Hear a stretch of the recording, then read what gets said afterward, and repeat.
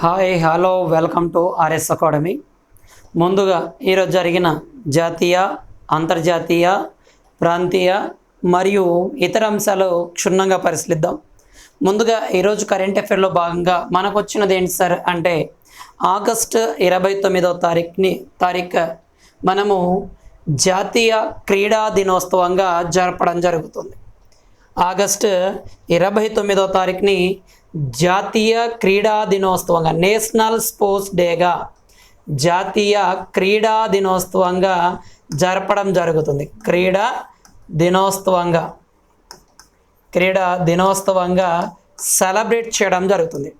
ఎందుకు సార్ అంటే మనకి 1905 ఆగస్టు 29వ తారీఖున మనకి జన్మించిన వ్యక్తి ఎవరు సార్ అంటే మేజర్ ధ్యాన్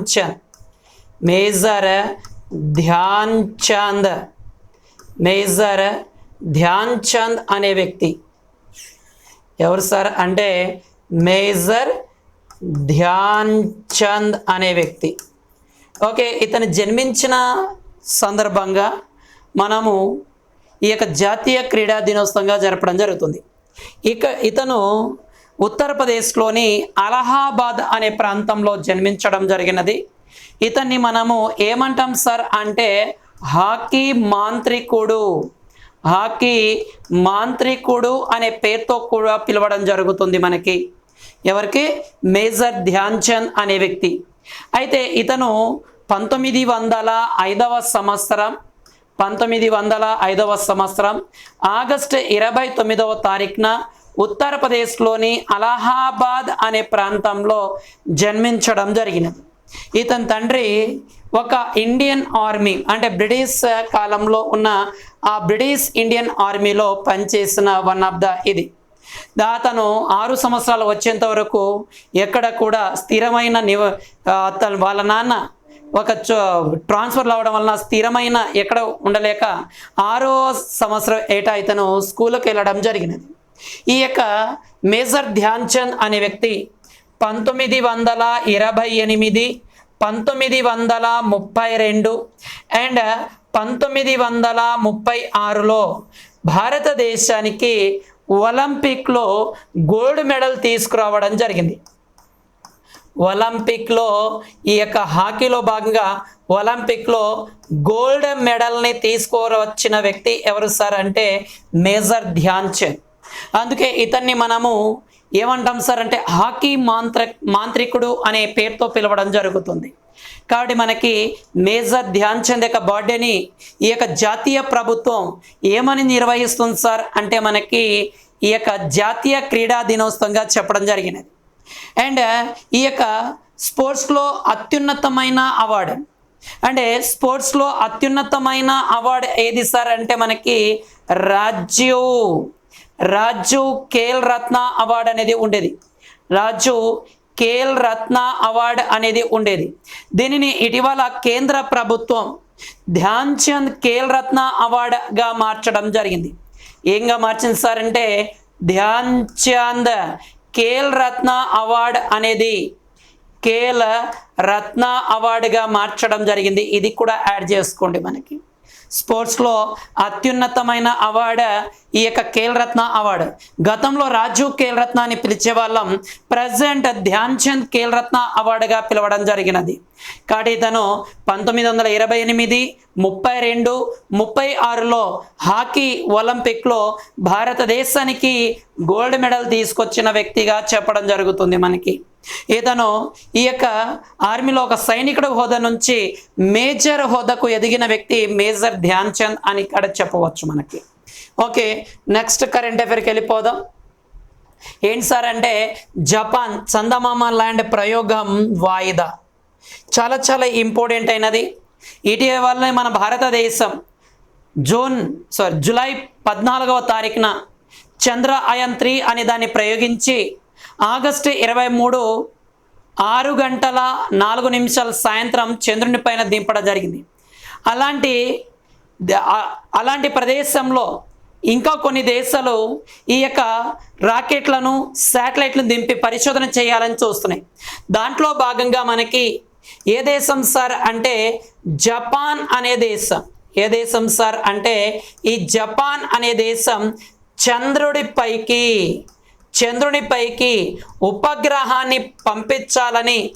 ఉపగ్రహం పంపించాలని అనుకోవడం జరిగింది. కానీ ఇదేమైంది సార్ అంటే కొన్ని రకాల అంతర్గత కారణాలు అండ్ కొన్ని రకాల కమ్యూనికేషన్ కారణాల వలన ఈ యొక్క ప్రయోగం అనేది వాయిదా పడడం జరిగినది. అయితే మనకి ఈ యొక్క రాకెట్ పేరు ఏంటి సార్ అంటే H2A రాకెట్.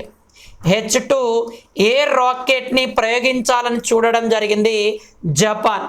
అయితే ఈ జపాన్ దేశానికి సంబంధించిన జక్సా, ఓకే, ఈ జక్సా అనే అంతరిక్ష పరిశోధన, ఓకే, జక్సా అనే అంతరిక్ష పరిశోధన సంస్థ ఈ వాయిదా పడినట్లుగా చెప్పడం జరిగింది. అయితే ఈ ప్రయోగం మళ్ళీ ఎప్పుడు చేస్తారు సార్ అంటే సెప్టెంబర్ 15 తర్వాత దీనికి సంబంధించిన అప్డేట్లు అనేవి రావడం జరుగుతుందని చెప్పడం జరిగింది. మనము ఈ యొక్క చంద్రయాన్ సంబంధించి ఒక ప్రత్యేకమైన వీడియో చేయడం జరిగింది, చూడండి. ఏంటి సార్ అంటే చంద్రుని యొక్క ప్రయోగం ఎప్పుడు ప్రారంభమైంది, ఎలాగ కొనసాగింది అనే దానిపైన. అయితే త్వరలో ఏ దేశాలు చంద్రునిపైకి ఎలాంటి శాటిలైట్ను పంపిస్తున్నాయి ఆ వాటి పేర్లను కూడా చెప్పడం జరిగింది. కాబట్టి ఎవరైనా చంద్రయాన్ సంబంధించి ఈ యొక్క వేరే దేశాలు చంద్రుని పైన ప్రయోగం చేయడానికి ఏ దేశాలు ఏ శాటిలైట్ను పంపిస్తున్నాయి అప్డేట్ చూడాలనుకుంటే చంద్రయాన్ 3 ప్రయోగానికి సంబంధించి సపరేట్ వీడియో చేశాము, అది చూడండి. అయితే మన భారతదేశం ఈ చంద్రునిపైకి జూలై 14వ తారీఖున చంద్రయాన్ 3 అనే శాటిలైట్ని ప్రయోగించడం జరిగినది. ఇది ఆగస్టు 23వ తారీఖున 6:04 చంద్రుని యొక్క 70 డిగ్రీల దక్షిణ ధ్రువం మీద ల్యాండ్ అవ్వడం విషయం కూడా మనకు తెలిసినది. కాబట్టి కొంచెం లింకప్ చేసి చదవండి, ఇక్కడ నుంచి క్వశ్చన్ పడడానికి ఆస్కారం ఉంది. ఓకే, నెక్స్ట్ కరెంట్ అఫైర్కి వెళ్ళిపోదాం నాన్న. మ్యాప్లో భారత్, తైవాన్, దక్షిణ చైనా సముద్రాల ప్రాంతం. ఒకటి చూడండి, తరచుగా మనము ఈ యొక్క చైనా అనే దేశం చూస్తూ ఉన్నాం. అయితే ఈ ఆర్టికల్ ఏంటి సార్ అంటే చైనా మళ్ళీ కవ్వింపు చర్యలు దిగుతుంది. 2023 సంవత్సరానికి సంబంధించి సోమవారం విడుదల చేసిన స్టాండర్డ్ మ్యాప్లో భారతదేశంలోని వివాదాస్పద భూభాగాలతో పాటు తైవాన్ అనేది తమ దేశంలో అంతర్భాగంగా తెలియజేయడం జరిగింది. దీనిలో భాగంగా భారతదేశం సరిహద్దు ప్రాంతమైన అరుణాచల్ ప్రదేశ్, అక్షయ్ చిన్, తైవాన్, దక్షిణ చైనా సముద్రాల మ్యాప్లను సూచించడం జరిగింది. అరుణాచల్ ప్రదేశ్ని దక్కన్ టిబెట్గా కూడా పేర్కొనడం జరిగింది. దీనిపైన ఈ యొక్క చైనా భారతదేశం పలు రకాలుగా అభ్యంతరం కూడా తెలియజేయడం జరిగినది.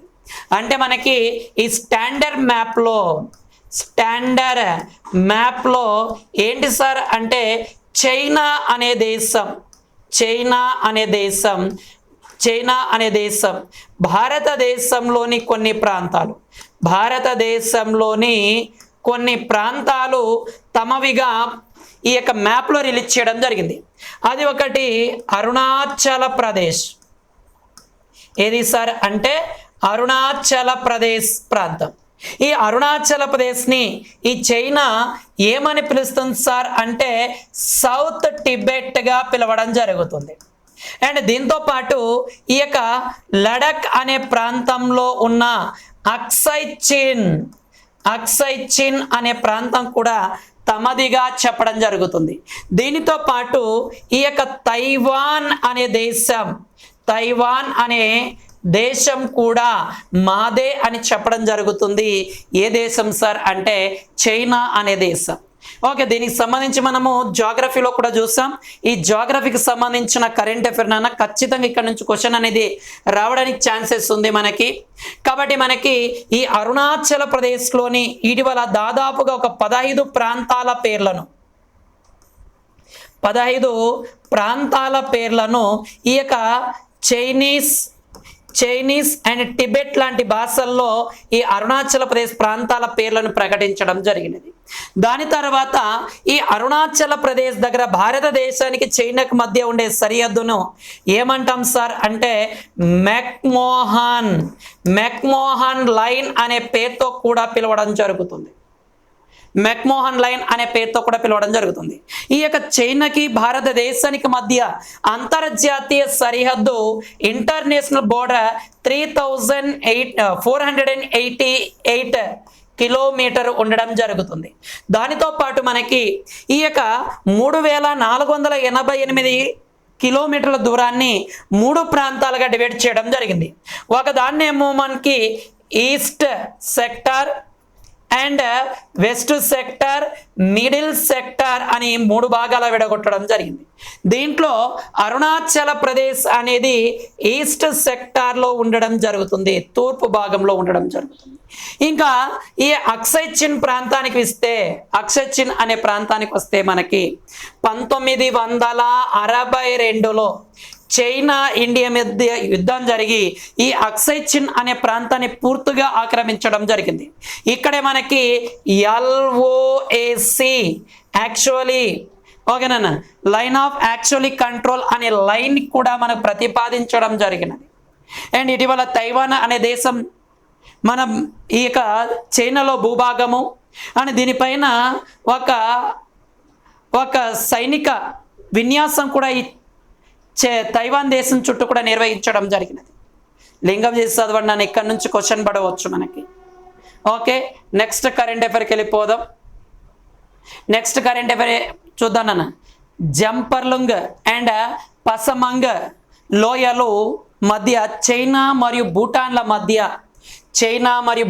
మధ్య సరిహద్దు గురించి మనకి చర్చ జరగడం జరిగింది. ఇది మొదటి సమావేశాన్ని నిర్వహించడం జరిగింది. అంటే ఎక్కడ సార్ అంటే జంపర్లుంగ్ అండ్ పసమంగల్ అనే ఈ చైనా భూటాన్ల మధ్య సరిహద్దు గురించి చర్చించడానికి మొదటి సమావేశాన్ని నిర్వహించారు. అయితే డొక్లాంగ్ కోసం ఈ జంపర్లుంగ్ అండ్ పసమంగల్ అనే లోయల భూభాగాన్ని ఇచ్చిపుచ్చుకోవడానికి చైనా మరియు భూటాన్ అంగీకరించవచ్చని భారతదేశం ఆందోళన చేయడం జరిగినది. ఈ డొక్లాం అనే ప్రదేశానికి వస్తే ఇది సిలిగురి కారిడార్ సమీపంలో ఈ యొక్క డొక్లాం అనే ప్రదేశం ఉంది. భారతదేశం పైన ఇది అటాక్ చేయవచ్చని కూడా భావించడం జరిగింది. ఒకసారి ఆ జంపర్లుంగ్ అండ్ పస్మంగ్ల్ అనే ప్రాంతాలను మ్యాప్ ద్వారా చూద్దాం. ఇక్కడ మీకు కనబడుతూ ఉంటుంది మనకి ఏంటి సార్ అంటే ఇక్కడ చూడండి నీట్గా కనబడుతుంది మనకి.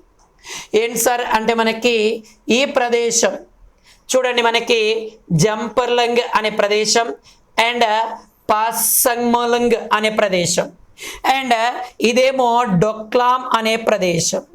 ఈ డొక్లాం అనే ప్రదేశం ఈ యొక్క భూభాగాల మార్పిడికి సంబంధించి ఈ యొక్క భారతదేశం ఆందోళన చెందడం జరిగింది.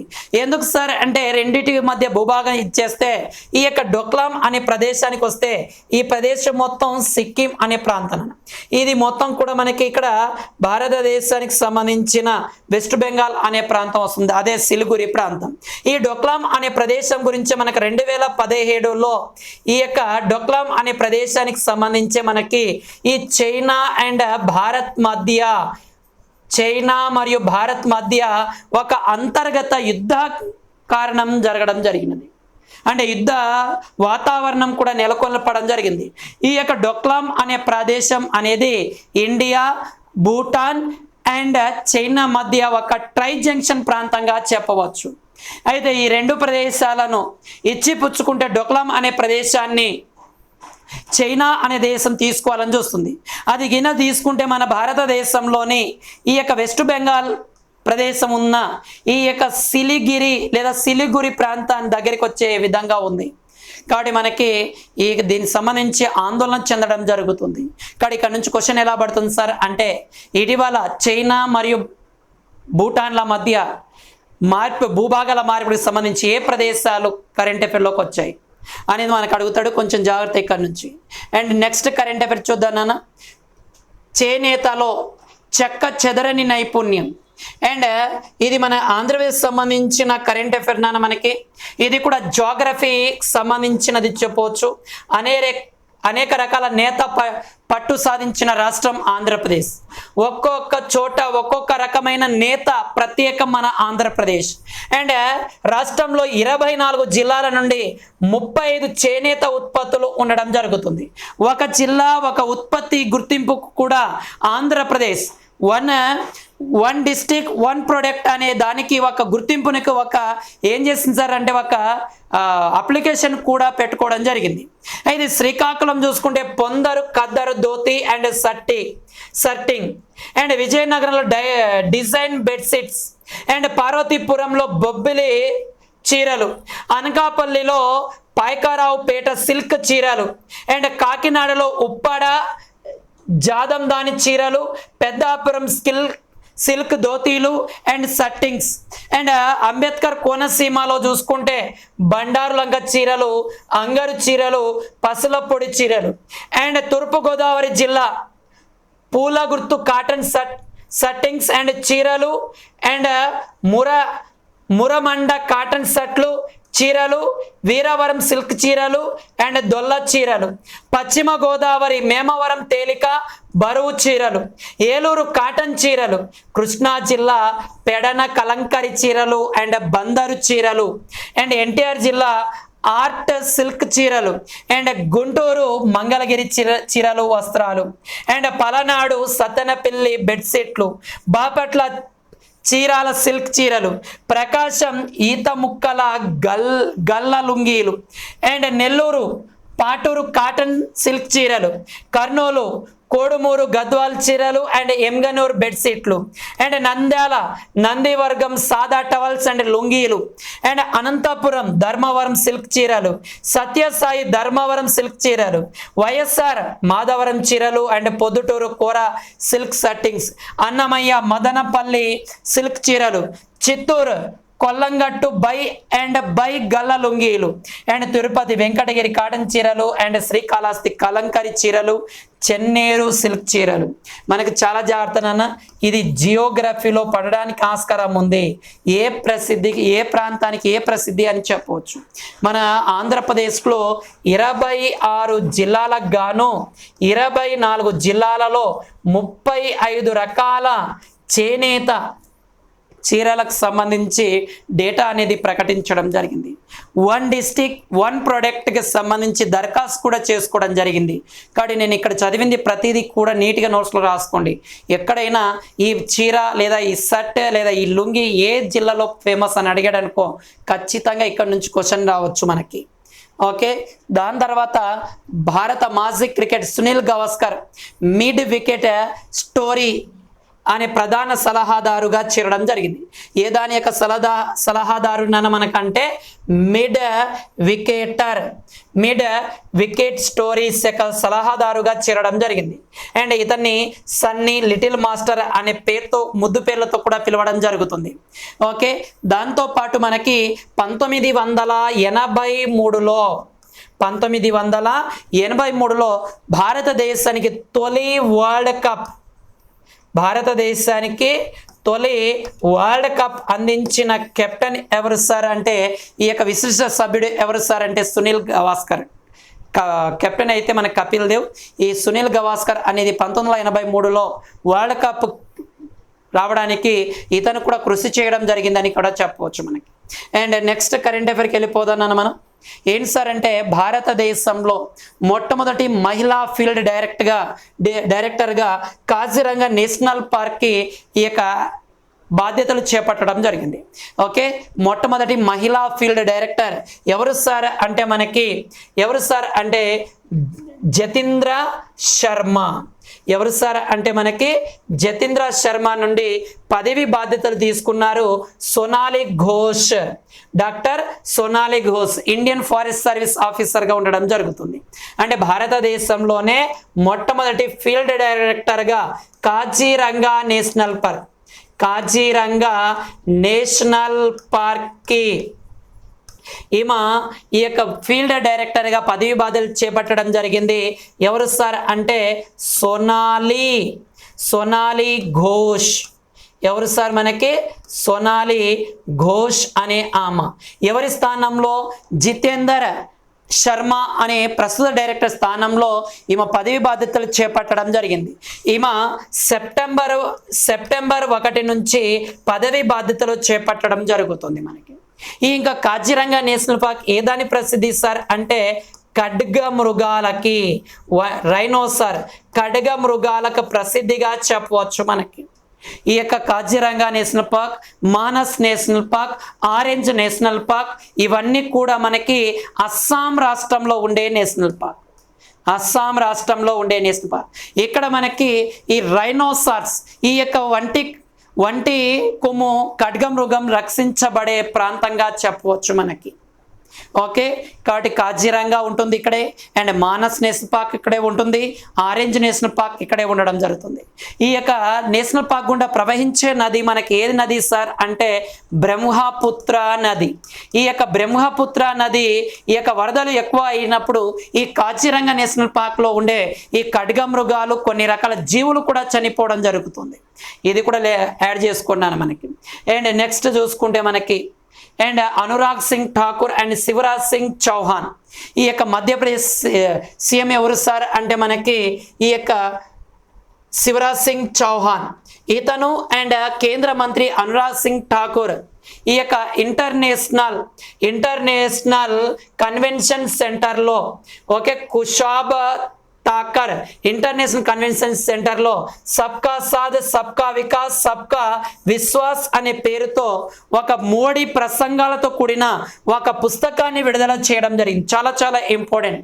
సబ్కా సాథ్ సబ్కా వికాస్ సబ్కా విశ్వాస్ అనే మోడీ ప్రసంగాలతో కూడిన ఒక పుస్తకాన్ని ఎవరు రిలీజ్ చేశారు సార్ అంటే అనురాగ్ సింగ్ ఠాకూర్. కేంద్ర మంత్రి అండ్ మధ్యప్రదేశ్ సీఎం అయిన శివరాజ్ సింగ్ చౌహాన్ కుషాబ్ తాకర్ ఇంటర్నేషనల్ ఎయిర్పోర్ట్లో దీన్ని విడుదల చేయడం జరిగినది మనకి. కాబట్టి చాలా జాగ్రత్త. ఓకే, సబ్కా సాత్ సబ్కా వికాస్ అనే పథకం కూడా ఉంది. సబ్కా సాత్ సబ్కా వికాస్ సబ్కా విశ్వాస్ అనే పేరుతో ఒక పుస్తకాన్ని రిలీజ్ చేశారు వీళ్ళు. అండ్ దాని తర్వాత చూసుకుంటే శ్రీలంక మొట్టమొదటి కర్ణాటక సాంస్కృతిక ఉత్సవాన్ని నిర్వహించడం జరిగింది. శ్రీలంక అనే దేశం మొట్టమొదటిసారిగా ఈ యొక్క కర్ణాటక సంస్కృతికి సంబంధించిన ఒక ఉత్సవాన్ని నిర్వహించడం జరిగింది. ఇది మనకి స్వామి వివేకానంద కల్చరల్ సెంటర్ మరియు ఎంఈ గ్లోబల్ పీస్ ఫౌండేషన్ సహకారంతో international culture council of India నిర్వహించబడడం జరిగినది. అంటే మనకి శ్రీలంక తన మొట్టమొదటి కర్ణాటక సాంస్కృతిక ఉత్సవాన్ని నిర్వహించడం జరిగినది. దీన్ని ఎవరు నిర్వహించారు సార్ అంటే international culture council of India నిర్వహించడం జరిగింది. అండ్ ఎవరి సహకారంతో Swami Vivekananda culture centre and ME global peace foundation. And మనకి కర్ణాటక సంస్కృతితో నిర్వహించే ఈ దాంట్లో నృత్యాలు, జానపద పాటలు అండ్ బహుభాష పద్యాలు అండ్ బాలెట్ అండ్ ఆకర్షణీయమైన తోలు బొమ్మలతో ఇక్కడ ప్రదర్శన కూడా నిర్వహిస్తారు. ఓకే, కాబట్టి కొంచెం జాగ్రత్త మనకి. అండ్ దాని తర్వాత మనకి ఓకేనా నెక్స్ట్ కరెంట్ అఫైర్ చూసుకుంటే G20 ప్రెసిడెన్సీ విభాగంలో okay G20 chief scientist adviser round table సమావేశాన్ని గాంధీనగర్లో నిర్వహించడం జరిగింది. చాలా చాలా ఇంపార్టెంట్ అయినది నాన్న. సదస్సులు సమావేశాల్లో భాగంగా ఇక్కడ నుంచి క్వశ్చన్ పడవచ్చు. G20 సెకండ్ G20 రెండవ G20 chief scientific advisers round table సమావేశాన్ని ఈ యొక్క గాంధీనగర్లో నిర్వహించడం జరిగింది. అండ్ సలహాదారులు, శాస్త్రవేత్తలు, G20 సమావేశం సభ్యులు అండ్ వివిధ దేశాల పరిశోధకులు దీన్ని హాజరవ్వడం జరిగినది. కాబట్టి ఇటీవల రెండవ G20 chief scientific advisory round table సమావేశం ఎక్కడ జరిగింది సార్ అంటే గుజరాత్లోని గాంధీనగర్లో జరగడం జరిగింది. ఇక్కడ G20కి సంబంధించిన ఒక సమావేశం కూడా జరిగిందని మనం చెప్పుకున్నాం. మన ఛానల్ ఎవరైతే ఫాలో అవుతున్నారో వాళ్ళు కామెంట్ రూపంలో తెలియజేయండి. అండ్ నెక్స్ట్ కరెంట్ అఫైర్కి వెళ్ళిపోదానన్నా. ఈ యొక్క G20కి సంబంధించి ఇంకో అప్డేట్ అనేది రావడం జరిగింది నాన్న. ఏంటి సార్ అంటే మనకి ఈ యొక్క ప్రపంచ వ్యాపారం, ఆర్థిక సహకారం కోసం, ముఖ్యమైన అభివృద్ధి కోసం B20 ఏది సార్ అంటే మనకి B20 అనే ఒక సమావేశంకి అధ్యక్ష బాధ్యతలు చేపట్టడం జరిగింది భారతదేశం. అండ్ బిజినెస్ 20 అని చెప్పవచ్చు నాన్న. మనకి B20 సమిట్ 2023 అధ్యక్ష వహించినది ఎవరు సార్ అంటే భారతదేశం. B20 2023 సమిట్ని ఇండియాలో నిర్వహించారు. ప్రపంచ వ్యాపారం ఆర్థిక సహారం కోసం ఈ సమావేశాన్ని అధ్యక్ష పదవిని భారతదేశం నిర్వహించింది. అయితే 2024లో ఈ G20 కాదు నాన్న, B20 అధ్యక్ష సమావేశాన్ని ఈ భారతదేశం బ్రెజిల్ అనే దేశానికి అప్పగించడం జరిగినది. G20లో భాగంగా జరిగేదే మనకి B20 ప్రపంచ వ్యాపారం అండ్ ఆర్థిక సహకారం కోసం ఒక సమిట్ జరుగుతుంది. దాన్ని G20 సమావేశం అంటాం, B20 సమావేశం అంటాం. ఈ B20 సమావేశం 2023కి భారతదేశం నిర్వహిస్తే 2024లో ఎవరు అధ్యక్ష బాధ్యత నిర్వహిస్తారు సార్ అంటే బ్రెజిల్ అనే దేశం నిర్వహిస్తుందో అని. ఓకే, కాబట్టి మనకి ఈ యొక్క G20కి సంబంధించి మనకి ఇక్కడ జరగడం జరిగింది. అయితే B20 సమిట్ యొక్క థీమ్ అండ్ సమావేశం ఎప్పటి నుంచి సార్ అంటే ఈ ఆగస్టు 20వ తారీఖు నుంచి 27వ తారీఖు వరకు మనకు భారతదేశంలో ఈ యొక్క 25 నుంచి 27 వరకు 3 రోజుల పాటు భారతదేశంలో నిర్వహించడం జరిగినది మనకి. ఓకే, ఈ యొక్క థీమ్ చూసుకుంటే బాధ్యతాయుతమైన, వేగవంతమైన, వినూత్నమైన, స్థిరమైన, సమానమైన వ్యాపారం అనే దాని థీమ్తో దీన్ని నిర్వహించారు. ఏంటి సార్ అంటే బాధ్యతాయుతమైన, వేగవంతమైన, వినూత్నమైన, స్థిరమైన, సమానమైన వ్యాపారం అనే థీమ్తో ఈ B20 సమావేశం నిర్వహించారు. ఓకే, కాబట్టి కొంచెం జాగ్రత్త. దాని తర్వాత నెక్స్ట్ కరెంట్ అఫైర్కి వెళ్ళిపోదన్న. G20 సమావేశాలు అని మనకు తెలుస్తున్నది. G20 సమావేశాలు అనేది చూసుకుంటే మనకి సెప్టెంబర్ 9-10 తారీఖులలో భారతదేశంలో జరగనుంది. G20 సమావేశం అనేది చూసుకుంటే మనకి G20 సమావేశం సెప్టెంబర్ 9-10 తారీఖులలో జరగనుంది. దీనికి సంబంధించి వసుధైన కుటుంబం, ఒక కుటుంబం ఒక భవిష్యత్తు అనే థీమ్తో ముందుకెళ్తున్నారు. అలాగా దీనికి సంబంధించి G20 దేశాల జీడిపి, తలసరి జీడిపికి సంబంధించి ఒక ఇదనేది రావడం జరిగింది. అయితే అత్యల్పంగా జీడిపి ఉన్న దేశాల్లో భారతదేశం కూడా ఉండడం జరుగుతుంది. కేవలం భారతదేశం యొక్క తలసరి జీడిపి 2.60గా ప్రకటించడం జరిగినది. అత్యధిక జీడిపిని కలిగిన దేశాలు, తలసరి జీడిపిని కలిగిన దేశాలు USA, ఆస్ట్రేలియా, జర్మనీ లాంటి దేశాలు ఉండడం జరుగుతుంది. అంటే ఈ G20 దేశాలలో అత్యధిక తలసరి జీడిపి ఉన్నది USA, ఆస్ట్రేలియా, జర్మనీ ఉండడం జరుగుతుంది. భారతదేశం యొక్క తలసరి జీడిపి 2.60 మాత్రమే ఉండడం జరుగుతుందిగా చెప్పడం జరుగుతుంది. కాబట్టి మనకి ఈ యొక్క ప్రపంచ జీడిపిలోనే మనకి ఈ యొక్క G20 జీడిపి 85% అనేది ఉండడం జరుగుతుందిగా చెప్పడం జరుగుతుంది మనకి. అయితే ఈ యొక్క సభ్య దేశాలలో USA, ఆస్ట్రేలియా, జర్మనీ అనేది అత్యధిక తలసరి జీడిపిని ఉండడం జరుగుతుంది. తలసరి జీడిపిలో లక్సెంబర్గ్ మరియు ఐర్లాండ్ ముందంజలో ఉన్నాయని కూడా తెలియజేయడం జరిగినది. ఓకే, నెక్స్ట్ మనం కరెంట్ అఫైర్కి వెళ్ళిపోదాను. దాని తర్వాత రోజ్గార్ మేళాలో 51,000 మంది ఉద్యోగాలు లభిస్తాయని ప్రకటించడం జరిగింది. రోజ్గార్ కాస్త గుర్తుపెట్టుకున్నాను, ఇక్కడ నుంచి కరెంట్ అఫైర్ పరంగా పడవచ్చు, పడకపోవచ్చు. రోజ్గార్ మేళాలో 51,000 మందికి ఈ ఉద్యోగాలు లభిస్తాయి. వాళ్ళను ఏమని పిలుస్తారు సార్ అంటే అమృత రక్షకులు అని పిలవాలని ప్రధాని నరేంద్ర మోడీ పిలుపునివ్వడం జరిగింది. ఈ కొత్త రిక్రూట్మెంట్ 51,000 మందిని ఈ అమృత రక్షకులుగా పిలవాలని ఈ యొక్క నరేంద్ర మోడీ గారు ఇచ్చేయడం జరిగింది. దీన్ని కాస్త గుర్తుపెట్టుకోండి. దాని తర్వాత నెక్స్ట్ కరెంట్ అఫైర్ చూసుకుంటే మనకి స్టేట్ బ్యాంక్ ఆఫ్ ఇండియాకి సంబంధించి మనకి ఒక అప్డేట్ అనేది రావడం జరిగినది నాన్న. ఏంటి సార్ అంటే కస్టమర్ సర్వీస్ పాయింట్ల కార్యాచరణ ప్రవేశపెట్టడం జరిగింది. ఆర్థిక సమ్మేళనం సామాజిక సంక్షేమానికి సంబంధించి ముందడుగు వేయడం జరిగింది.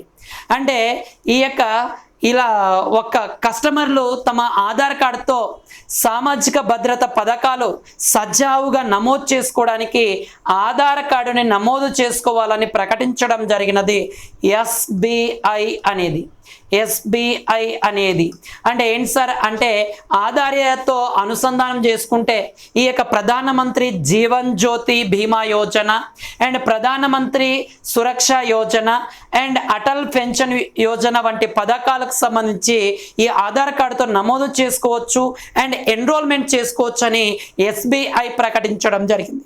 ఇటీవల మనం చూసాం ఎస్బీఐ చైర్మన్ ఎవరు సార్ అంటే దినేష్ కారా. ఎవరు సార్ అంటే దినేష్ కారా. ఈ దినేష్ కారా యొక్క పదవి కాలాన్ని పెంచబోతున్నారని కూడా చెప్పడం జరిగింది. అండ్ ఎస్బీఐ డైరెక్టర్లు 4 వ్యక్తులను కూడా ఇటీవల ఇచ్చేస్తారని కూడా మనం చెప్పాం. దాన్ని కూడా లింకప్ చేసుకొని చూడండి. అంటే ఏవైనా కేంద్ర ప్రభుత్వ పథకాలను మనం పొందాలి అనుకుంటే అండ్ ఎన్రోల్మెంట్ చేసుకోవాలంటే ఆధార్తో అనుసంధానం కావాలని ఎస్బీఐ ప్రకటించడం జరిగింది. సుప్రీంకోర్టు కూడా చెప్పింది మనకి. సుప్రీంకోర్టు ఈ ఆధార్ కార్డు అనేది అండ్ ఈ వ్యక్తిగత గోప్యత కిందికి వస్తుంది అని కూడా చెప్పడం జరిగింది మనకి. దాన్ని కూడా లింకప్ చేసుకొని చదవండి. అండ్ నెక్స్ట్ కరెంట్ అఫైర్కి వెళ్ళిపోదన్నా. Board of control for cricket in India and BCCI ఈ యొక్క హోమ్ ఇంటర్నేషనల్ టైటిల్ యొక్క హక్కులను ఒక కంపెనీ చేజిక్కించుకోవడం జరిగింది. అంటే BCCI okay board of cricket council of India అనేది మనకు చూసుకుంటే దీనికి సంబంధించిన హక్కులను ఎవరు పొందారు సార్ అంటే IDFC ఫస్ట్ పేమెంట్ బ్యాంక్ ఈ అంతర్జాతీయ మ్యాచ్కు 4.2 కోట్ల మొత్తాన్ని అందించడం జరిగింది. అంటే BCCI ఇప్పటి నుంచి జరిగే ఈ హోమ్ ఇంటర్నేషనల్ సిరీస్ టైటిల్ హక్కులను IDFC దక్కించుకోవడం జరిగినది. ఇది కొంచెం జాగ్రత్త ఇచ్చేయండి. మనకి 15 వన్డే ఇంటర్నేషనల్ అండ్ 15 టెస్ట్ మ్యాచ్లు 26 T20 మ్యాచ్లు దీంట్లో ఉండడం జరుగుతుంది. 15 ఇంటర్నేషనల్ వన్డే మ్యాచ్లు అండ్ 15 టెస్ట్ మ్యాచ్లు 26 T20 మ్యాచ్లు అనేవి ఉండడం జరుగుతుంది. దీంట్లో భాగంగా ఇరానీ ట్రోఫీ, దోలీప్ ట్రోఫీ అండ్ మరి రంజీ ట్రోఫీ వంటి వివిధ దేశీయ క్రికెట్ ఈవెంట్లను కూడా IDFCలో భాగంగా ఈ ఒప్పందంలో చేసుకోవడం జరిగింది. కాబట్టి BCCI యొక్క హోమ్ ఇంటర్నేషనల్ సిరీస్ టైటిల్ను ఎవరు సొంతం చేసుకున్నారంటే ఫస్ట్ పేమెంట్ బ్యాంక్ అయిన IDFC. ఓకే ఇది లింకప్ చేసుకొని చదువుకోండి. అండ్ దాని తర్వాత బొగ్గు త్రవ్వకం ఈ అక్రమంగా భారతదేశంలో జరుగుతుంది అండ్ పర్యావరణం అండ్ ఆర్థిక వ్యవస్థకు గణనీయమైన నష్టం కలుగుతుందనే ఉద్దేశంతోనే కేంద్ర ప్రభుత్వం ఒక యాప్ను ప్రవేశపెట్టడం జరిగింది. ఏంటి సార్ ఆ యాప్ ఏంటి సార్ అంటే మనకి ఖానాస్. ఏంటి సార్ అంటే ఖానాస్ ప్రహారీ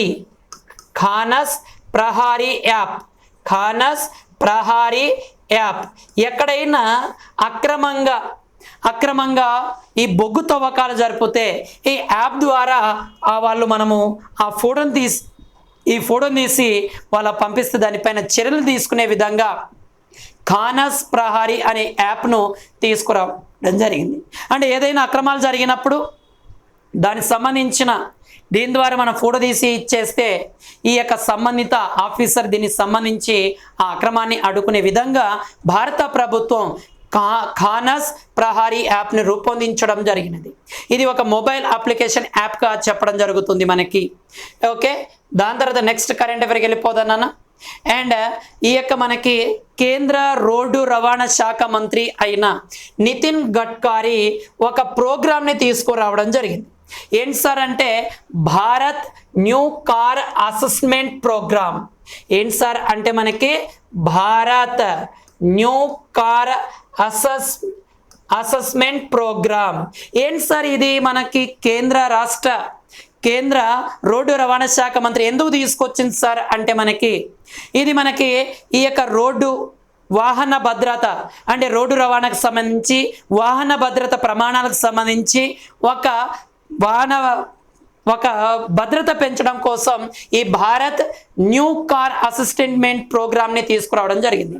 అంటే ఆ రోడ్డు అండ్ వాహనాల ప్రమాణాలను వాళ్ళ భద్రతను పెంచడం కోసం కేంద్ర ప్రభుత్వం దీన్ని తీసుకురావడం జరిగింది. అయితే ఈ కార్యక్రమం అనేది అక్టోబర్ 1, 2023 నుంచి ఇది అమల్లోకి రానుందిగా ప్రకటించడం జరిగినది.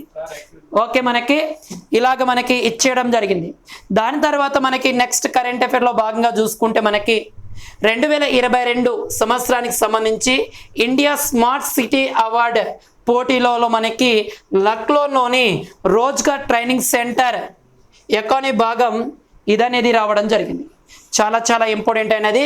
ఇండియా స్మార్ట్ సిటీ అవార్డులో భాగంగా ఏది ఇదైంది సార్ అంటే లక్నోలోని రోజ్గార్ ట్రైనింగ్ సెంటర్ విభాగం 2వ రన్నరప్గా ఉండడం జరిగింది.